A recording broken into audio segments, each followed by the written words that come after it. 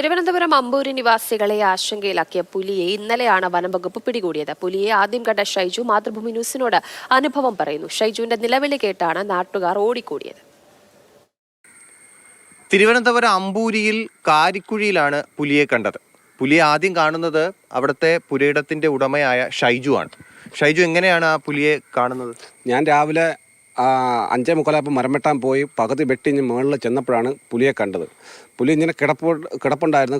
നമ്മളെ ദേഹത്തേക്ക് ആക്രമിക്കാൻ വന്നപ്പോഴാണ് ഞാൻ അവിടെ കിടന്ന് അലറി വിളിച്ചപ്പോഴാണ് അടുത്തുള്ള ഒരു സുരേഷ് എന്ന് പറഞ്ഞ പുള്ളിക്കാരെ സുരേഷിൻ്റെ ഭാര്യയും കൂടി ഓടി വന്ന് എൻ്റെ അടുത്ത് എത്തുന്നതിന് മുമ്പ് പുള്ളിക്കാരനെ ആക്രമിച്ചതാണ്.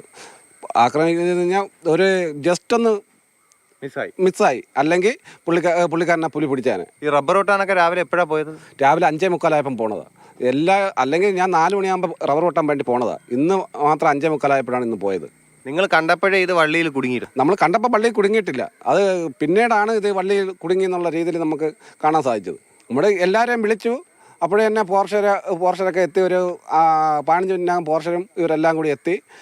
അതിനെ എൻ്റെ വിളയിൽ തന്നെ അവിടെ തന്നെയാണ് അത് കിടന്നത്. പിന്നെ ഒരു പോർഷുകാർ വന്ന് മൈക്ക് കൂടി വെച്ച് കൊണ്ടുപോയി.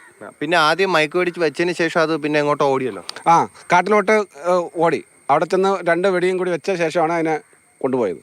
ഓക്കെ. ഈ അവിടെ നിങ്ങൾ ഈ വന്യജീവി പ്രശ്നം അങ്ങനെ എന്തെങ്കിലും? വന്യജീവി പ്രശ്നം എന്ന് പറഞ്ഞു കഴിഞ്ഞാൽ ഈ പന്നിയുടെയും ഇതിൻ്റെയൊക്കെ വേറെ ഇതിൻ്റെ ഒന്നും പ്രശ്നമില്ല. ഇതിന് മുമ്പ് ഈ പുലിയുടെ സാന്നിധ്യമൊന്നും അത്രയും ഉണ്ടായിരുന്നില്ല. വന്യജീവി പ്രശ്നം, പന്നിയുടെയൊക്കെ പ്രശ്നമുണ്ട്. കൃഷിയിടത്തിലേക്ക് ഇറങ്ങും എന്നുള്ള കാര്യങ്ങൾ നേരത്തെ റിപ്പോർട്ട് ചെയ്ത സംഭവങ്ങളാണ് അതൊക്കെ. പക്ഷേ പുലിയെ ഇത്രയും ഒരാളെ ആക്രമിക്കുന്ന രീതിയിലൊക്കെ കാണുന്നത് ആദ്യമായിട്ടാണ്. സജീവ് കുമാറിനൊപ്പം TS ഹരീഷ്ണ, മാതൃഭൂമി ന്യൂസ്, തിരുവനന്തപുരം.